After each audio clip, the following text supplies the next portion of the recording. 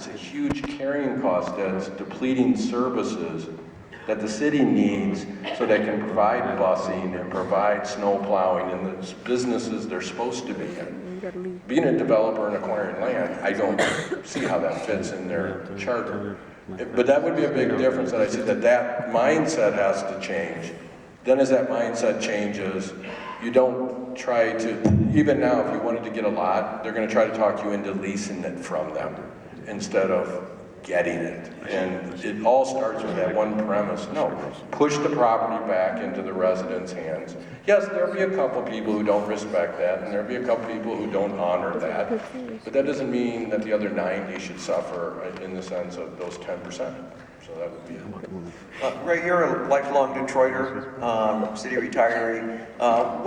What works in the neighborhoods? What have you seen work in the neighborhood besides the Hands Project? What have you seen that works in the neighborhoods? Well, when you say work, I haven't seen anything work until these guys got here. Just like on the film where you see the big audience, the big corruption when something is being done. But what about when it wasn't nothing, like John said, when it wasn't anything done? Like I said, I've been over there 59 years. I went to a market when they were going to have a tree planting day. And I knew the owner because my daughter worked at the market right in the neighborhood. And I was going to tell him about the tree planting day. And as I stepped up there to tell him, it was an older lady, and she said, "Are you talking about that John Hands guy?" I said, "Yes, ma'am, I am." "They ain't nothing but land grabbers. I can clean up my own neighborhood." And out of respect, the owner was telling me, don't say anything. I'm like, well, why haven't they been cleaning up all of these years?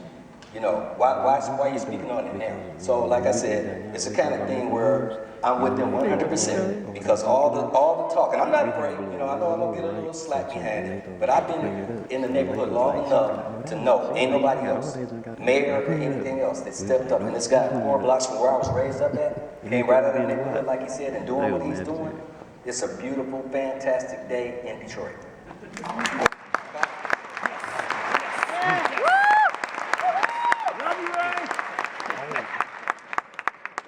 May I ask, do you know about the Earthworks Urban Farm on the east side and what you think about, you know, the efforts in the Lower East Side area about gardening? I don't know if you know about the Georgia Street Garden. Do you think they're doing good things in the neighborhood? You know, these are residents who are coming together, cleaning up lots, building gardens, involving young people, sharing resources, you know, cooking, learning about healthy food. Do you know about these efforts? Yes, through Mike, John's president, through Mike. He comes, like I said, it's like family. It's nothing for Mike to come to my house, knock on the door, "Come on in, Mike." And I got 8 kids, 12 grandkids, right in the neighborhood. So it's a beautiful, my wife loves flowers and things of that nature. So it's they've had a thing for the youth already, where they're training them on how to do heavy equipment. Southeastern High School, you know, so they're already doing all these things, and it's a great thing. You can already see it happening. It's already happening. So, yeah. Good. Take a couple of questions. If somebody, I don't know if there's a microphone, or, okay, here we go. Maybe come down here, and we'll see. In the meantime, let me ask Sean. Sean, you live in Saginaw. You're a native of Saginaw. You live there now. So what's your view, having made this movie now and watched this pretty interesting process play out? What's your view of where Detroit is right now in its redevelopment efforts?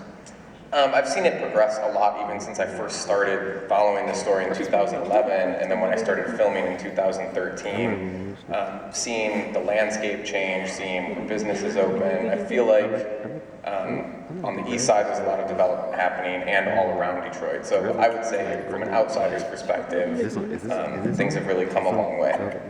Good. Jewel, you have? Okay. One moment here. They really the station. Okay, is there a question from the audience? This movement with this grass and stuff. If not, let me ask John Hands, what's next? Do you have, okay, over here, Jewel, over here. And in the meantime, John, what's next?